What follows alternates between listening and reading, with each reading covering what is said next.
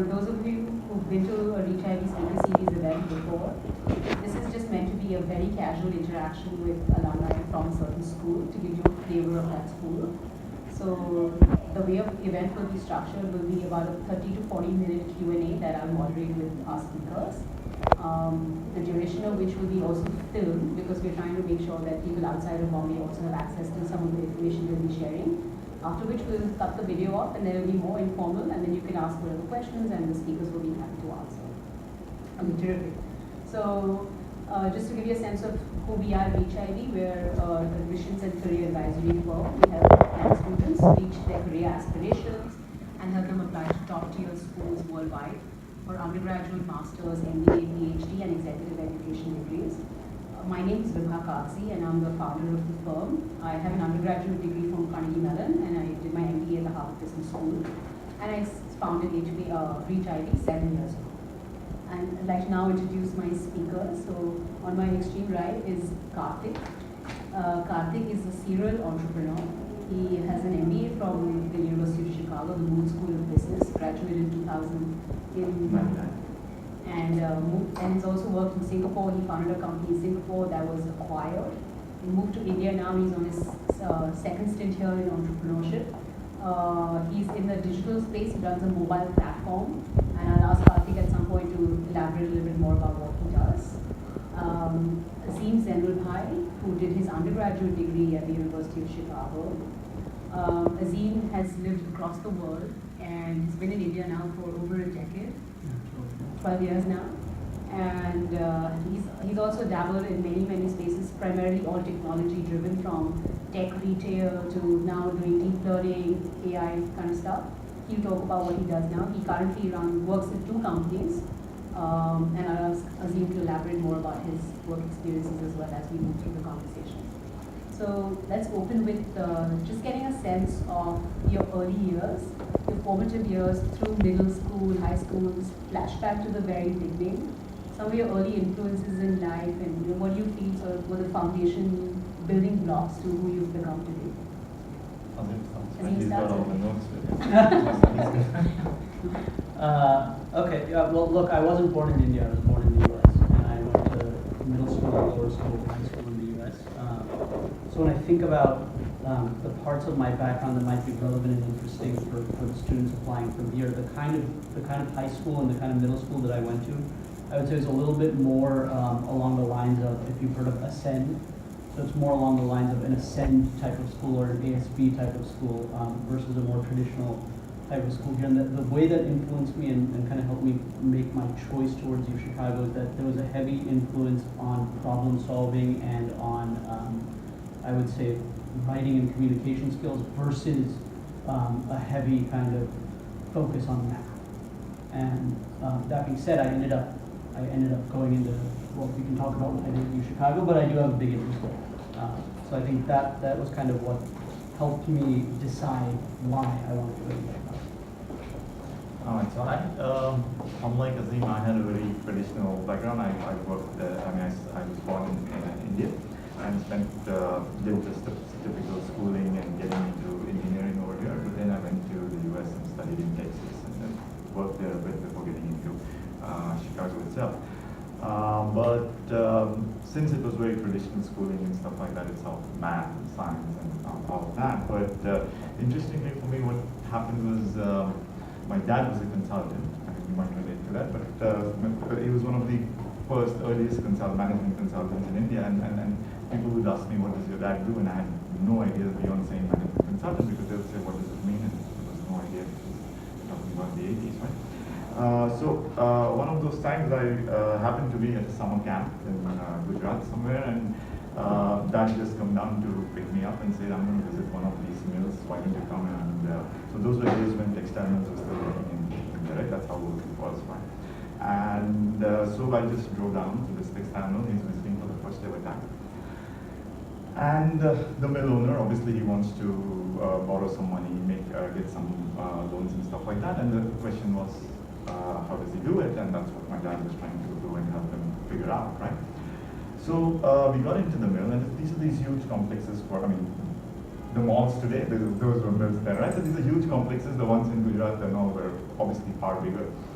So we basically got down at the entrance itself, even though the car was allowed to go in, and we started walking, and my dad would just talk with all the guys, right from the gatekeeper to the guy who was running the dice to the electrician, as we reached the owner's and the management team's office. And when we reached there, after the pleasantries were over, the guy was like, yeah, so my mill is worth whatever, 30 crores or 40. In those days, 30 or 40 crores was a lot of money. So he said, this is what my mill is worth, and so I need to raise 10 crores. And my dad's like, no, your mill can't be worth more than 10 to 12 crores. And he's like, what do you mean? You've never met me before. How can you say that? And he says, oh, so I was walking through, so I understand what your area is, right? So this is the real estate that it belongs to. I talked to your electricians, the electrical guys. So they told me what the power consumption is. The dye guy told me what the dye consumption is. So that's what you can maximum generate as an output. So that's your maximum revenue. So if you just work that out, that's what it's going to be. And I was seriously fascinated with this. That, oh, in 5 minutes you can just basically go in and figure out what a value per mill is. Yeah, sure, within certain ranges, but you know. And I was like, okay, so that's what consultants do. We are able to quickly get to the problem and get to a certain level. And that's really how I started getting interested in consulting and stuff like that. And sure, through that moved to data analytics and stuff like that. So that's my story. Okay, so formative influence sounds like for you like your dad. I mean, I wouldn't say it's dad as much as being observant about what's happening around what people do and being more curious about what people do, because like unlike what Azim said, like the schooling, like the lesson type of schools that you would go to, they would make the effort to bring these attributes out in you. Whereas with very traditional, you got to start wondering and you got to start being more, but at the end of the day, the results are the same, right? So it's all about it's all about inner drive ultimately, right? Like some people have the opportunity, and in your case, you just have this innate drive. Yeah, you just need to keep wondering and keep asking questions and being stupid about asking questions, right? So that's the basic thing. Okay, great. So building on that foundation, how did, in your case, UChicago happen? I know you have 3 siblings, all of whom went to University of Chicago, but you being the oldest were the sort of front runner. Yeah. So how did UChicago happen for you, and then what do you think subsequently led to all your siblings also choosing to go to the university, given that you were all brilliant academically and pretty much could have gone anywhere in the United States? What is it about UChicago that drew you at that point? The same for you, given all the options you had, why UChicago? Okay, so maybe I should dispute some of that. Okay, go ahead. Feel free to. I like dispute. The story is as follows. Number one, I wasn't necessarily the best academic. My brothers were certainly better than me. That's your and there are 3 younger brothers. And so when it came time to apply to college, and I'm sure that most of the kids who are driven in this room will understand, I literally applied to all of the early action schools, right? Not early decision, because I was like, okay, well, I can't just apply to one. I should take all the early action. I don't know how that stands now, but it was like, there were at least 2, maybe it was 3 where you could apply early, but you didn't have to commit. Right. And so I was like, that'll maximize my chances. So UChicago happened to be one of them. So I'm going to maximize my chance, and I'll write an essay that they'll love, because they love all these nerdy things. It was an uncommon application, blah, blah. So I did, and I got in. And then I was like, all right, I've had enough of this college application process. UChicago seems good enough. Let's go. Right? There was no judgment process besides hey, let's look at what the top schools are good. Which I luckily was not a mistake. Sure. Right? Because I really love UChicago. And so then I went and I realized why I loved it, and now I can look back and I could falsely tell you a story about all the attributes it managed, blah, blah, blah, blah. But that wasn't the case. But for my brothers, it was a lot more that case. So they not only had a chance to see what my life at UChicago was like, and what happened was when I was a senior in college, they were freshmen. 2 of them are twins. So they both came and they were freshmen. When they were seniors, our youngest brother was a freshman. So we all kind of grew up at U of C together at the same time. And I think why they applied is because they saw how much I liked it. But they also saw why I liked it. And a lot of it was about, like, I don't know if you've heard about the unofficial motto of UChicago undergrads. The B school guys were kind of cooler than we were, but our unofficial, yeah. That's how nerdy we were, right? So it was where fun comes to die. Oh Please my don't send God. this. Please don't send this to the UChicago folks. So we still proudly have shirts that say that, and like the admissions committee is trying to get us to wear shirts that say theoretically, comma, the best, right? Because you know, whatever. Even the comeback is nerdy. Oh my God. But you know, what made them choose the college was not only what they saw about me and how much I loved the people and kind of the diversity in the college, but also the academics and what it offered, which was kind of a core curriculum. But on top of that, specific tracks that were interesting to each of them, be it political science or be it economics. In our case, it would be computer science in my case. So I think I went a little ahead. No, that's fine.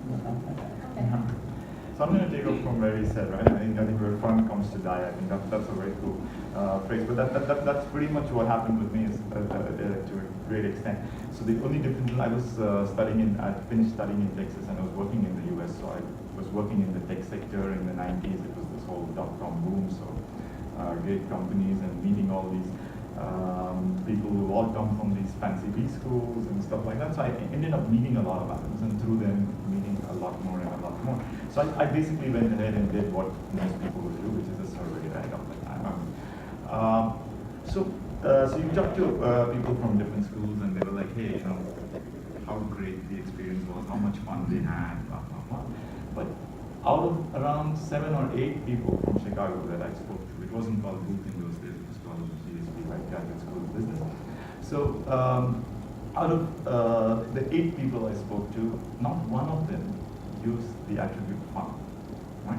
So everybody uniformly said, oh, this was such a great learning experience. This was such a great learning experience. And they all just kept harping on how much they learned and how much fun they had learning, right? So the only time they used the word fun was when they said we had fun learning. So it was like an adjective it was never used as a noun. Oh, this was a great fun exercise. And to that extent, that kind of appealed to me because they were actually so passionate about it. I mean, it's impossible that you go and talk to alumni about their experience in a school and they wouldn't use the word fun.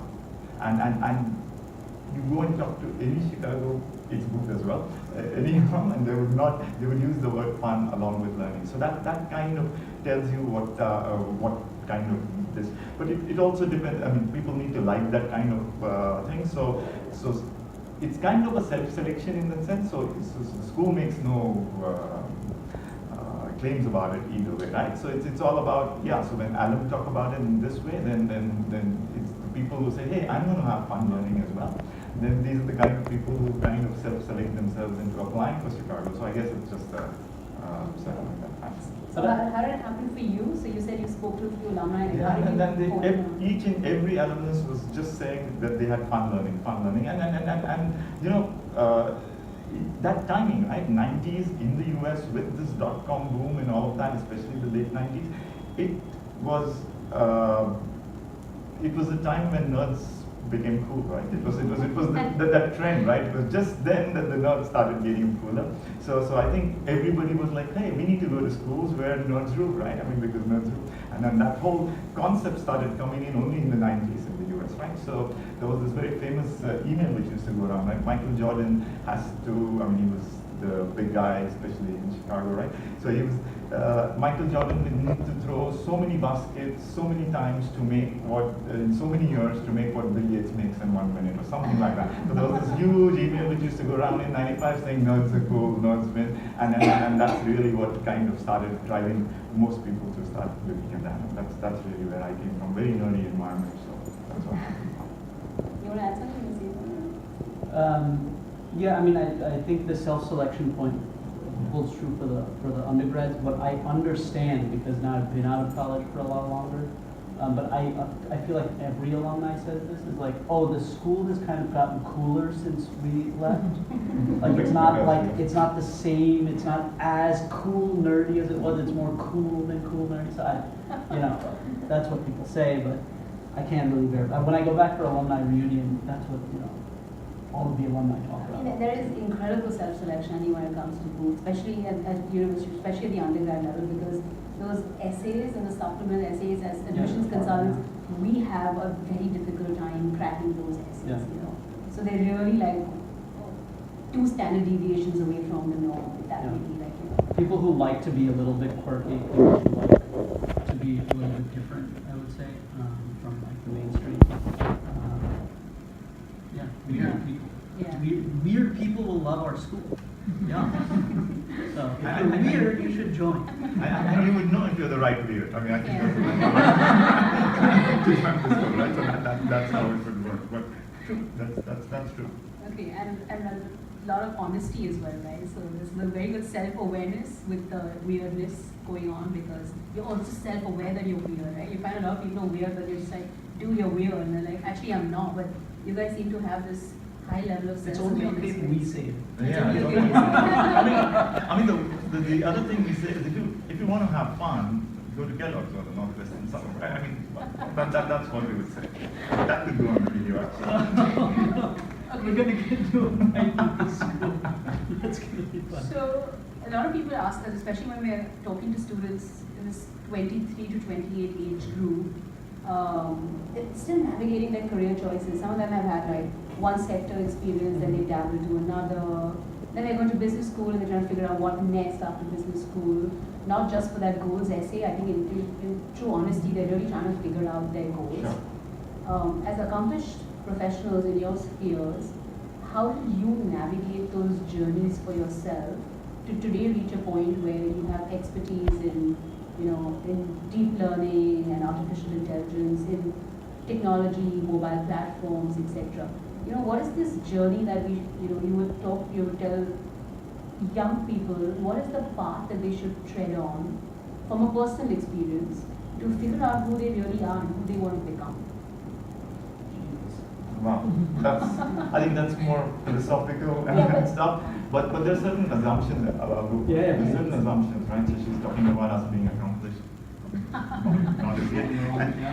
But I think the part here is I actually disagree with that question completely, right? I mean, because there is no such thing as getting accomplished in something, right? I mean, just last week I was sitting, even though I run a company with a lot of engineers, I was actually sitting and figuring out a programming bug in like the first ever time in 10 years I actually sat through, because we had to get something sorted and it was something new and fancy in blockchain and all of that. So it's something I keep learning every time, right? I mean, many times I'm learning from a 21-year-old or a 15-year-old. The other day my daughter was actually, she came up with a web page on selecting meals and sending it for school kids, right? I mean, and she actually put together a great design on a web page, and I was like, oh, how does that work, or whatever. So you keep learning from so many things, and especially with the technology, I don't think you're ever going to reach a stage where you would be an expert in something, right? I mean, if you reach that, then that probably means that that field is dead and it's not relevant anymore. Especially today, it's very important keeping on learning. And we talk about machine learning, which is constantly learning, right? But it's more important for us to do that. And going from India into the US, it was a great, I mean, it's not about any school, I must say, it's just the culture about all schools or all work-related stuff. That the first experience I had at work, I made a huge blunder. And just before the actual inspection was supposed to happen, and this was actually the stuff wasn't working. It was working till the previous day, it wasn't working on that day, and I didn't know what happened. It was supposed to start at 9, and suddenly the president of the organization is calling me at 7 in the morning. I thought it was a crank call, right? I mean, why would he even know my name? But suddenly show up at the office, it doesn't work. I try to figure out what went wrong, and I go to the office, try and figure out nothing. It was working till the previous day. And then I realized that, and I was new to the US, right? So I realized that they have this concept of daylight saving time. So the 1 hour changes, so it changed that time, and my entire coding had gone completely haywire because of such.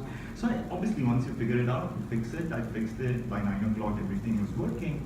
And I'm like, I was called at 12 to his room, and I was like, this is going to be, going to send me home.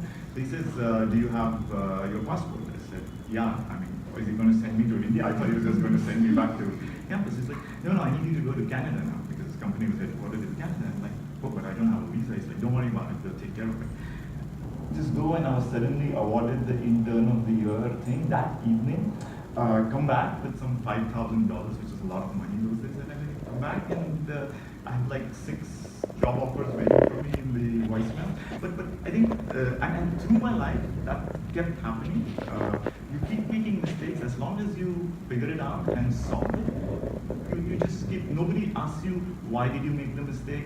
And you should have not made the mistake in the first place. Everybody, all they cared about was fixing the mistake and moving on, right? So if you had the ability to fix the mistake, and that really is the only advice I could give anybody, is, you know, just keep making mistakes and just keep fixing it. Don't look to blame somebody else. Just keep fixing it, and that you would get in any really good US school. You would get that experience. Nobody would ever blame you for getting something wrong. They would just say, hey, you know, how are you going to fix it? Okay, so that was actually a very humble response, and thank you for sharing that.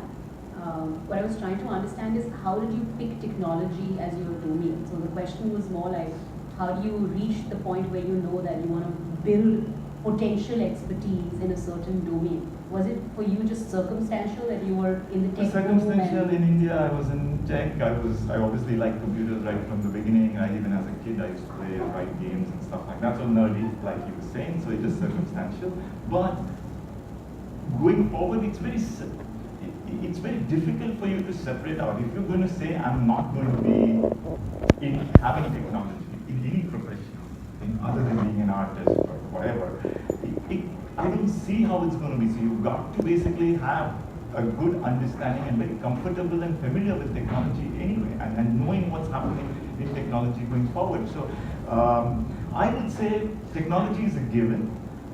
What you want to do using that technology, that's what you need to kind of figure out, and that's where the trick is, right? I mean, it's not about me being in technology as much as knowing what I want to do with it, and knowing, more importantly, knowing what I don't want to do with it, and that really kind of determines it from my perspective. Your story, how did you sort of navigate different careers, the journey so far? I think the second. Yeah, there's no, you know, that question is not clear, so I'm not prepared for that, you know? I will cynically say this, I can look back on my career and on my time at UChicago and say things like, my God, you know, UChicago really helped me with framework-driven thinking and structured logic and stuff like that, but that's a gigantic lie. I can, like, you know, it's one of those things where I can create a great narrative, and you're going to do that as well in your applications. You're going to look back on your life and figure out, how do I, like, pick these 3 disparate things and weave some amazing story about it, you know? That's what's going to happen. But I think the way that I ended up getting into technology is just over time, like, you start off with, like, not knowing what you want, and you end up making mistakes, and you start narrowing it down. I mean, I may do a lot of work in tech, but the reason that I ended up in tech is because I actually don't know tech. So I'm not an engineer. I'm the guy that engineers go to when they're like, oh crap, how do we make money off of this thing, right? Like, this is amazing. And I'm the guy who can then say, well, like, look, maybe, you know, when we talk to clients, we shouldn't say things like, you know, you would relate to this, or maybe you would, greetings of the day. You know, so I learned over time not to say that. And you know, like, how to write and how to communicate properly. And so I ended up here, but my career trajectory in terms of what industries that I went to took a lot of turns. But when I was at UChicago, and again, this is going to be the cynical, hopefully the answer that other people don't necessarily give. But I was an economics major, and the question was, what are you gonna do after college? How are you gonna get a job? And I am, as you now know, a little bit type A. Yeah. I like to compete a little bit, and I like to win a little bit, and so the jobs that most people were competing for, that the organizations made competitive, were like consulting and banking, and because they had this whole setup of people in suits and multiple ways for you to validate how smart you are. I ended up going into banking because I was like, oh, well, everyone wants to do it and everyone seems to think that getting a banking job is winning. And so that's how I ended up in finance. Though, you know, if you would ask me maybe like 10 years ago, I'd be like, well, you know, I had this like passion for finance because I was an economics major and it was really because I was competitive. And those jobs were just considered sort of top of the totem. Yeah, it was like, and all the other type A people were there, and like, I wanted to beat the other type A people, and you know, I didn't get Goldman, but I got B of A, so you know, I got beat out by the Goldman guys, but it's fine. And then, you know, then things started developing. It's not like I knew, oh man, I wanted to be a banker. I didn't. After 3 years of being a banker, I was like, this is the worst possible choice I could have ever made. But now, you know, 15 years later, I look at that career choice and I'm like, oh man, I know how to do like, you know, things on a spreadsheet to make my company look really amazingly valued. You know, instead of 12 crores, have your dad come and talk to me. You to come up with a community EBITDA number or something like that? Yes, why not? So that's my a little bit cynical answer of how I got to where I was. But when you guys graduate college, you'll be facing some of the same stuff. Yes, you may have some passion. Yes, you may actually be really driven and want to go into some specific subsector, subfield. But I know guys who were like, you know, who were poli-sci majors who ended up going into banking, and who were English lit majors who went into consulting, and who were economics majors and who went into art. Right? In fact, here's a funny story. One of my, so I was in a fraternity at UChicago, which is a weird thing to say because fraternities are not like fraternities at other schools at UChicago. One of my frat brothers is a doctor now, so he is a musculoskeletal surgeon or something like that at Northwestern. And they don't have a pre-med degree at UChicago. Like they don't even have like a you know, like a biology degree or anything like that. He was an art major. Wow. He was an art major as a pre-med. I mean, isn't that crazy? So that's the kind of, and why? I mean, he had some interest in it, but he just wanted to be different from all the rest of the guys who he knew were going to be pre-meds. Yeah. I'm glad you brought up the point about like going into banking just because like it's the thing to do at school. I think at some level we all fell for this trap. It's a trap. Thanks for bringing this up because most people won't share something like this so openly on a platform. Please stay away from this trap. It's like serious groupthink, whether it's at the undergrad level or at the business school level. You will see this mass like affinity towards certain companies, certain industries. And if you're not going for that trend, like people are looking at you like you're really weird, you know. How come you're not interviewing for these jobs? How come you're not prepping for these cases? How come you're not looking at Apple and Google and whatever? So not to say that any of those industries or jobs are not good or not, you know, like admirable in whatever case, but you really have to figure out who you are, you know. I think that you have 2 years at business school to really figure out who am I and you know, what is my authentic self and where do I want to be. And if you see yourself in Google or Apple and all that, then it's great, like chase the herd. But if you don't, it's very okay to just step back and be like, this is not for me, you know. And you're all going to experience this, I can guarantee this because this is a big part of the whole, it's part of the experience, but like having the benefit of this conversation when you're in that spot, please just step back and then just be like, is this really what I want to do, or am I just doing this because everyone around me seems to think this is, you know, the right thing to do. A little bit more about your university experiences. Any one sort of standout experience from undergrad or business school that, you know, it's one of those hallmark experiences of your college life where you're just like, oh man, that was something, you know, something unique, something that you'll never forget. Anything, you know, just from anywhere. I don't know, did you guys participate in this scab hunt? Yeah, so you guys must have, that's one of the very weirdly unique UChicago things where we have this, like, we call it scab hunt, but it's a scavenger hunt. And the entire school participates. And the tasks are just extremely weird and big. It's like cover the main quad with trampolines, right? And like 1 year somebody brought 5 big semi-truck worths of go through with this. It's like seriously nerdy. I mean, it is wild, and the B school guys participated. I guess all the whole school participated. Absolutely, the school Yeah. participated in that. So that's definitely uniquely Chicago. What else? Something that's not uniquely Chicago. I'm sure the B school guys did this too because you guys were cooler. But many schools have like a polar bear Just by run. comparison. Polar bear run where you like run in your chugs Oh. in the middle of winter. You know. Yeah, but that's many schools, Michigan and all Michigan schools has that as too. well. Yeah, I mean, there's also like study abroad, like for the undergrads, I would say study abroad is something that's really worth doing. Even though you're coming from abroad, if you do have an opportunity to study outside of UChicago at another campus, not a UChicago campus, I would do it. I did Paris for 3 months, which was, I mean, outstanding, both because I got to learn how to speak French and live in Paris, which is amazing, but also because the types of courses that they offered were absolutely, wonderful, and they were at schools that are like when I tell people in France, oh, I studied at Dauphine and Sciences Po, they're like, Wow.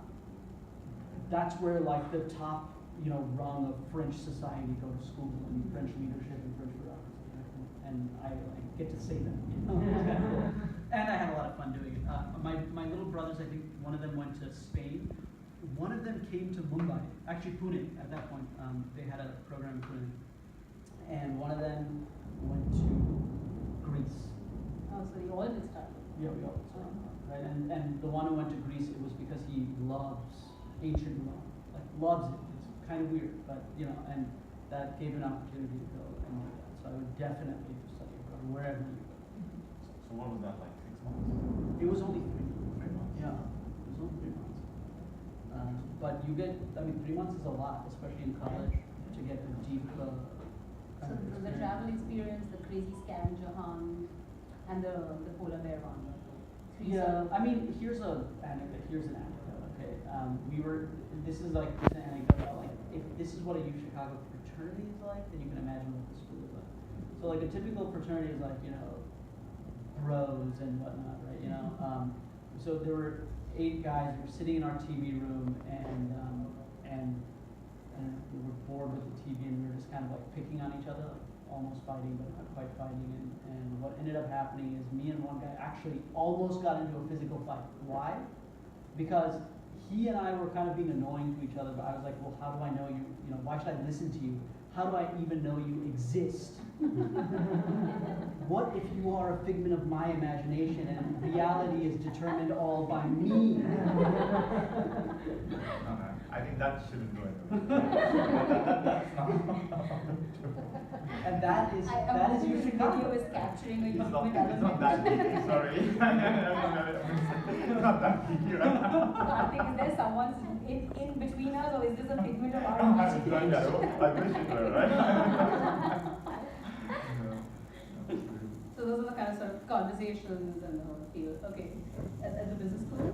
The business school too recently now we have this international program, but we even do like these 2-week or 3-week kind of stints where you just go and holiday, but yes, you try and do some kind of social, there's some social language mix. So that's part of the league program, and then you get some credits for it as well. So it's a whole group going there. So it's like pretty unusual to go and solve a social problem in Brazil or Latin America or wherever, right? So it kind of works quite well. And that part I completely buy. You've got to get the international experience as much as you can, and you can't get enough of that. For me, well, no. So there was no frat and stuff in B school. We pretty much lived around campus, but not on campus as such. But a couple of very cool, I would like to say cool professor incidents stand out. One of the times this professor would always show up in shorts, right? And then he shows up in a tuxedo. And we're like, why are you in a tuxedo? I think this is like, after the class, he's sitting and answering all our questions and stuff. And we're like, why are you in a tuxedo? Right? And he's like, oh, I'm just getting married. Oh, shucks, I'm getting married. No. He's getting married. Austin Groomsby, right? So it's kind of crazy. But he almost forgot, right? He was just happily answering questions there. But there was one really cool incident when, at the time, there was this finance guru called Peter Lynch. I don't know if he's still as famous, but he had beaten the market 8 times in a row or 9 times in a row. go, and he was considered, so this is in the early part, Chicago free markets are efficient. He's saying, hey, I can prove that markets are not efficient. I mean, if I can beat a market 8 times in a row. So he comes in for a one-on-one with one of our most famous professors, and there's CNBC covering this, right? And he's in the midst of this. And he says this, at some point in the argument, he says, if I can beat the market 8 times in a row, that proves that your efficient market theory doesn't work. And he goes, sits down, this is the great, the CNBC, whatever. And then a professor gets up and he goes and says, there happened to be, and this was not by design, but there happened to be 64 people in this classroom, right? So I'm going to ask each of them to take a quarter and toss it, right? There will be one person who's going to get 8 heads in a row. And that doesn't mean that he has skills in tossing the coin, it's just laws of probability. And the next day, this was it everywhere, in every CNBC and stuff like that. So it was one of the, so most of the professors, they just make these kind of statements and stuff, just go to the extreme, but they tend to be very cool in their lectures and stuff like that. So that's the learning bit, right? But it's fun. Awesome. So you talked a little bit about the sort of extracurricular aspect, you gave us a glimpse into the academic aspect. Can you guys throw some light on the student aspect, the peer group? Because a big part of going to these universities at the undergrad and business school level is like, who am I going to go to school with? We're willing to write these checks to the universities because they talk about the student experience. So if you could share classmates, perspectives, learnings, roommate stories, anything that you feel like gives us a glimpse into the kind of people who come to this. Yeah, I think, well, first thing I would say is that there was a gigantic diversity of types of people that came into UNC, but they all kind of held some of this nerdiness in common. And then once they left U of C, they've all done extremely different things. So it's not like, oh man, if you go to U Chicago, you're going to become a banker. You'll have a fraternity of bankers that you talk to all the time.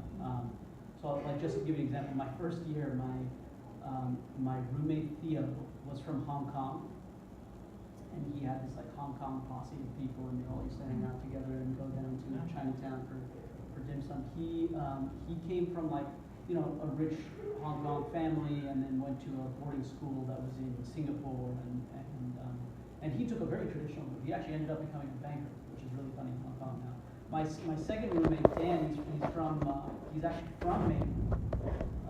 Went to the public school in Maine, and came back, did a bunch of interesting things in the public sector, and now has run for, I can't remember exactly what he has a public office that he ran for and won, but it's not a senator or a congressman, it's like something below that, and I don't know exactly what it is. But, so and then like I said, one of my frat brothers two of my frat brothers are doctors, one's a surgeon, one is a radiologist. I have 2 friends actually working for Amazon. One came from a really he was on a scholarship and he came from a really poor inner city background, and now is like a lawyer, for Amazon. Oh, it's very diverse. Huh? This is sounding very diverse. Yeah. I mean, we tell him his job is boring. His job really does sound boring to me. And like our other friend at Amazon is a product manager at Amazon, and then we have friends who do startups do it. And then in U Chicago, there's actually a decent sized alumni network. Here, Booth is actually bigger than the undergrad alumni network, but the undergrad alumni network is a little bit more, I would say, tight knit because of that. And they're all you guys are still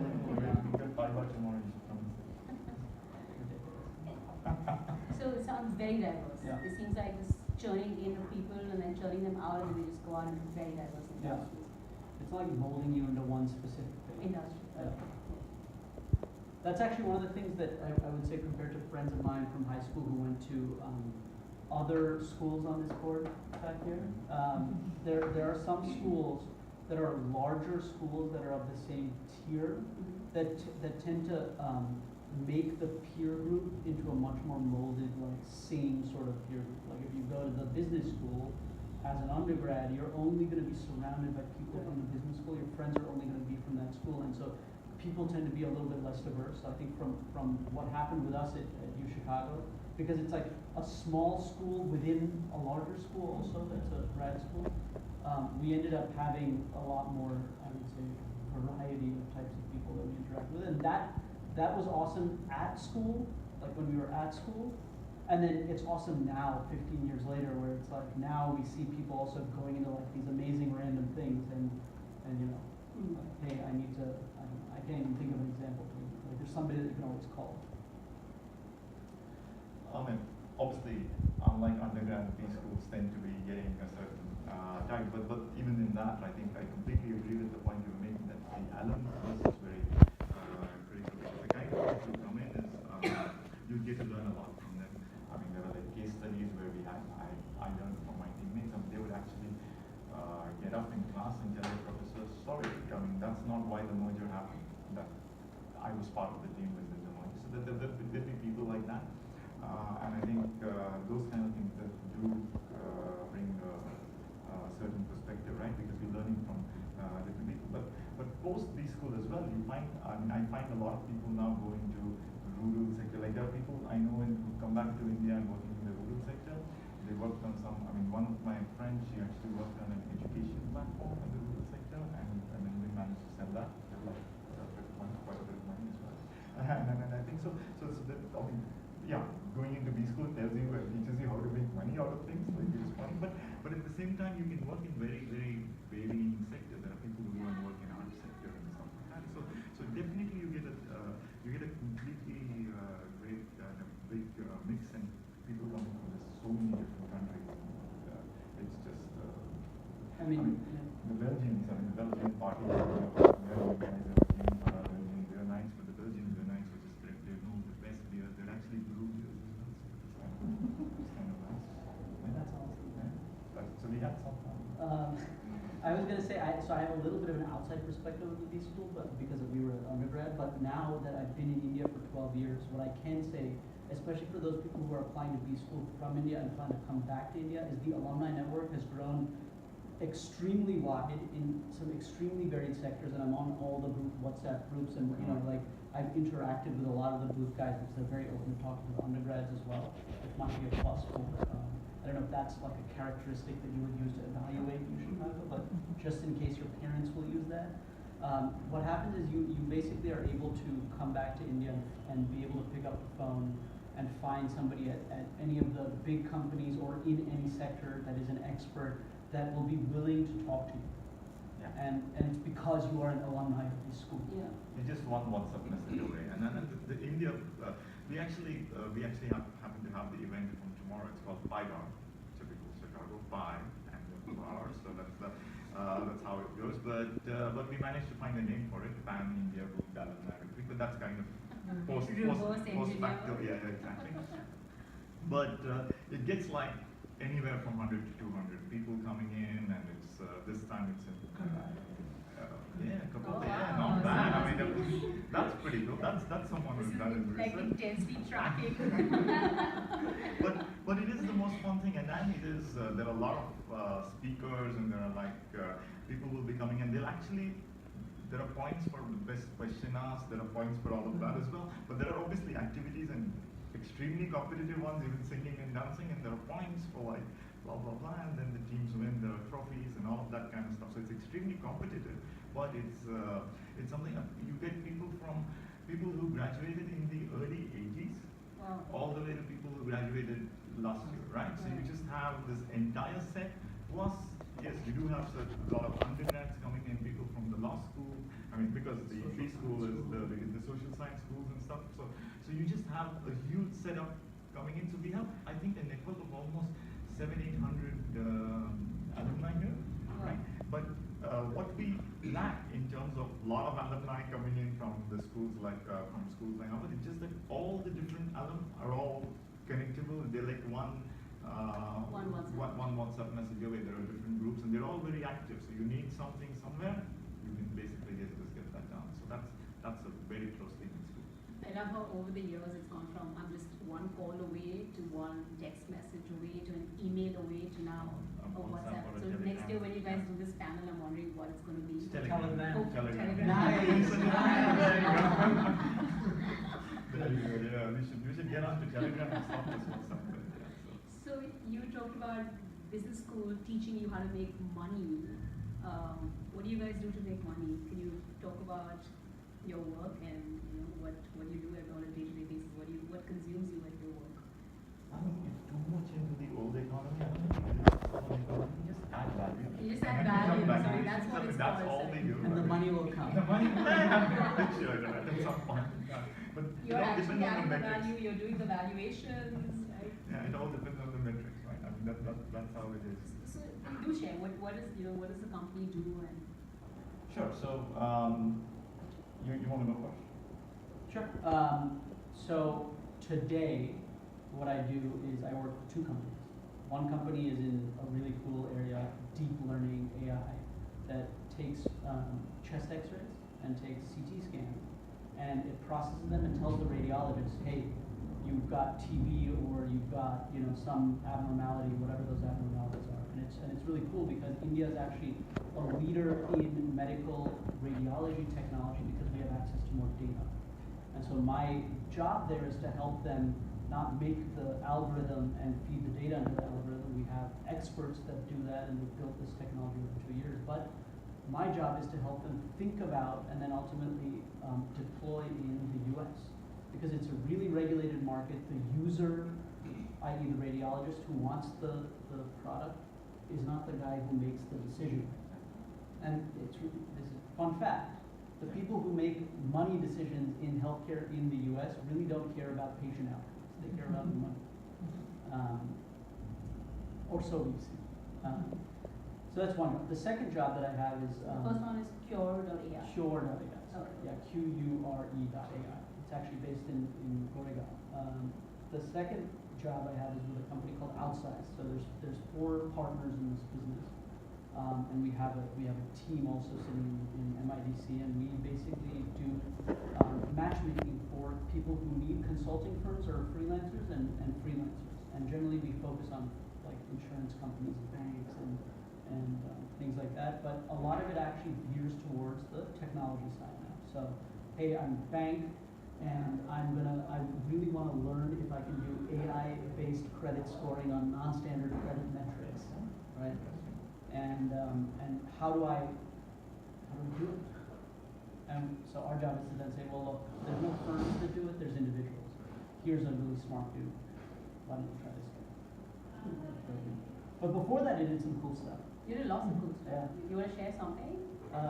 The one that you guys all may know would be housing.com. So I was at housing.com for a long time. Long time for me is like 2 years. And there I was the CFO, but not by choice. That was by need. I was, at that time, I was 30. And I was the oldest in the company by 5 years. Wow. Isn't that funny? So at 30, I was the adult supervision, which is like hilarious if you know me. That should never have been the case. But before some of the entrepreneurial stuff, I set up some companies in India, a couple of them that were decently successful. But before that, I actually was a banker because I was a banker after college in New York, and then a banker in India with Merrill Lynch, and then I did private equity investing with a company called NXR. So very traditional, like banking and private equity, and then realizing like, God, this is so boring. I can never do this for my entire life. What do I do next? So. Well, for me, I used post B school, then the traditional route, went consulting, and then said this is. It was interesting for me for a couple of years, but post that actually built my customer analytics firm. I was in Singapore. So post that firm, and I built it in around 6 or 7 years, and that was the longest for me at that time, right? 6 or 7 years building the firm.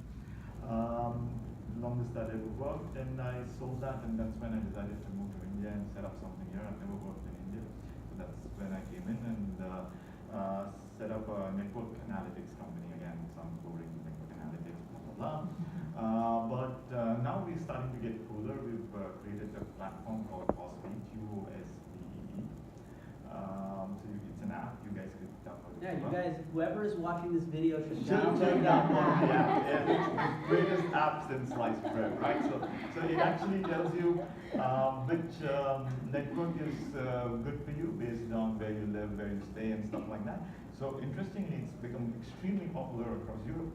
And when we had no clue why, because we've done no marketing of this app whatsoever, the money we make is through our traditional customers, which happen to be the operators and the regulators and stuff like that. So we were just wondering, and it just so happens that in Europe, they have something called number portability, which you don't have here. I mean, here you have to opt out, but there you opt in. So at the end of every month, you're asked, do you want to continue with your plan or you want to go to somebody else? And most price plans are the same. You just have to go. And how do you decide what to go, given that the price plans are the same? So what these guys do is just use our app, and the app tells them, hey, given what you were doing in the last 1 month, this would have been much better for you with this, and they just use it, they just switch it. So it's kind of interesting how something you develop here just grows in people in different countries. So we started getting queries from the French guys in French, and then so we had to actually make the app with French. It's quite interesting. Awesome. So one last question before we open up.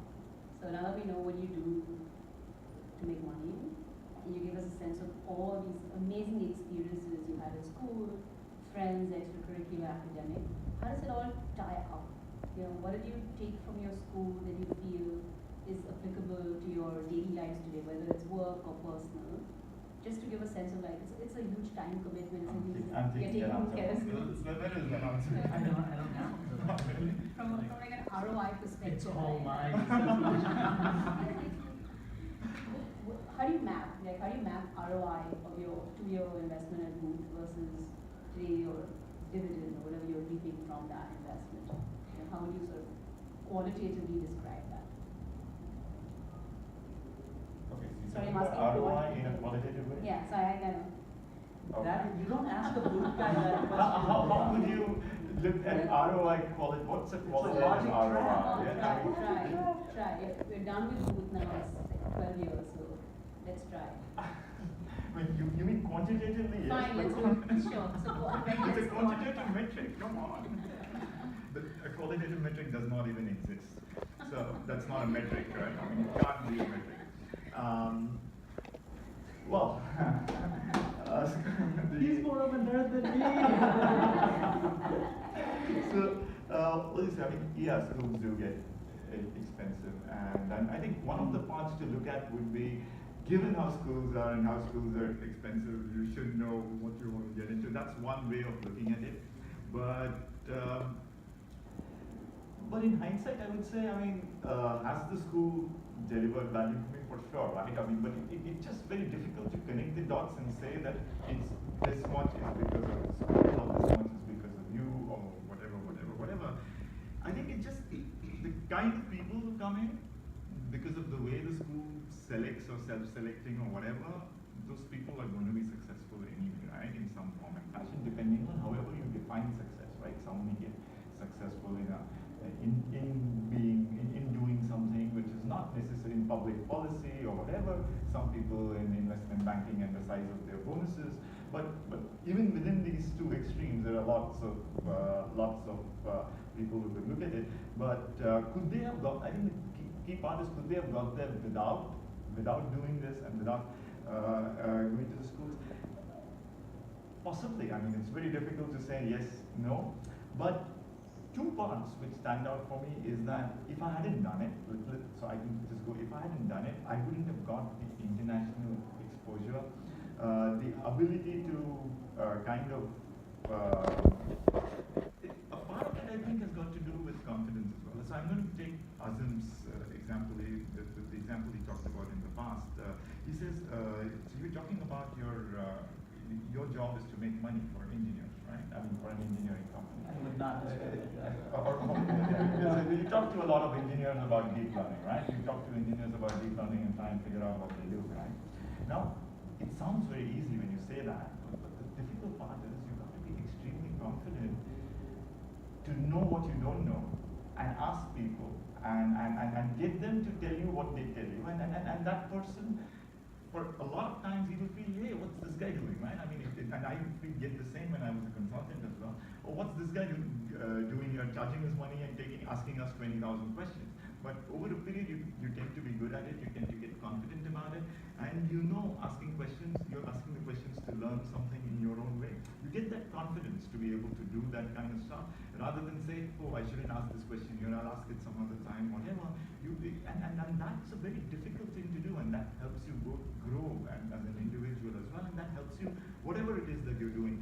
And then I think that experience does come in when you go to summer, because you just get a little bit more of that. I mean, of course, the schools will get more people who are type a certain type, but even after that, it just the brand or just the fallback or the. I mean, for me to get into entrepreneurship, it's risky, right? What happens if entrepreneurship doesn't work? But hey, you got the brand, you got the school, so worst case scenario, you can always go back to consulting, or you can go back to banking, or you can go back to any of those sectors and make up whatever you've lost for those few years. So it does give you that, whether that you exercise that option or not, there is that option. So over time, the option value keeps going down, but yes, initially it's a very, very important option value to have. You get a 10 or 10, and it's the perfect qualitative answer. You managed it. So I could tell them how to derive the option value and then to actually numbers and stuff like that, but It's most likely, I mean, answering from the business school perspective, I would say it's most likely that you will, if you go to somewhere like Booth, make more money over the course of your life than if you didn't, based on what I've seen. But that doesn't necessarily mean you'll enjoy life better. On the undergrad side, it's you don't really have that kind of that kind of quantitative metric. It's not yet quite an ROI metric because the timeline is just much longer for payback, I would say. So the way I would look at it is, what makes you Chicago specifically unique that can help you in the future? And I would say at the bottom of that is, of course there are things that will help you make more money because you've studied at a place, you have a good brand name, and therefore you do have a little bit of, let's say, risk avoidance. You can go and potentially work for consulting institutes because if you have the right degree, I mean, there's many variables, but I would say the number one thing that's helpful is that because, like you keep saying, I keep saying it's a nerdy school, but I would say I would go a little bit deeper than that and say, like, look, there is this kind of peer pressure that you face every day to continue to go 1 or 2 levels deeper in the materials that you're using. Maybe because you're going to be tested on it that way, but you end up going and having to go deeper than you would at other places. And being able to go deep and have a framework and have an understanding of how to continuously dive a little bit 1 or 2 levels deeper serves you extremely well in whatever industry and whatever job you do in the future. And I think that's been the number one learning when I look back that actually has been applicable throughout the varied stories I've told people about my career and all that kind of stuff that I also and the second I would say is the diversity of people at UChicago. So we talked a little bit about that, but when I have friends who've been to other schools, it's really clear that that having a more diverse group of friends, I'm not talking about diversity in terms of race, I'm talking about diversity in terms of backgrounds and then ultimately the choice of career, helps you get a different perspective in life and enjoy life more because you know like what else there is to enjoy besides what just the bankers are talking about.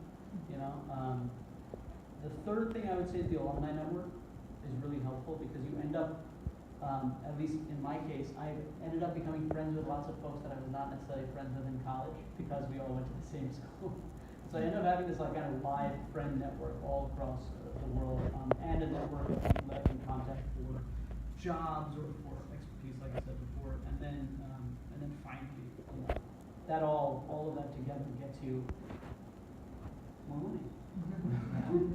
And a place on our ReachIvy speaker series panel. I made it in the world. Thanks. So, we're going to just end the digital part of the evening today and open up for audience question and answer, just make it a little more casual. Before we do that, I'd like to extend really a heartfelt thank you to both of you. In addition to being extremely nerdy, you guys have been very humble, very honest, and very generous with sharing really true sort of incidents and giving us very honest and sort of authentic experience of your school sitting here in Bombay. So really, that doesn't normally happen with the other schools. I'll share that after the video. You didn't watch the other videos before? You didn't do your homework, Karthik. You should have got one of your deep learning machines to scan all our videos and video. Absolutely. But really, guys, thank you so much. It was excellent.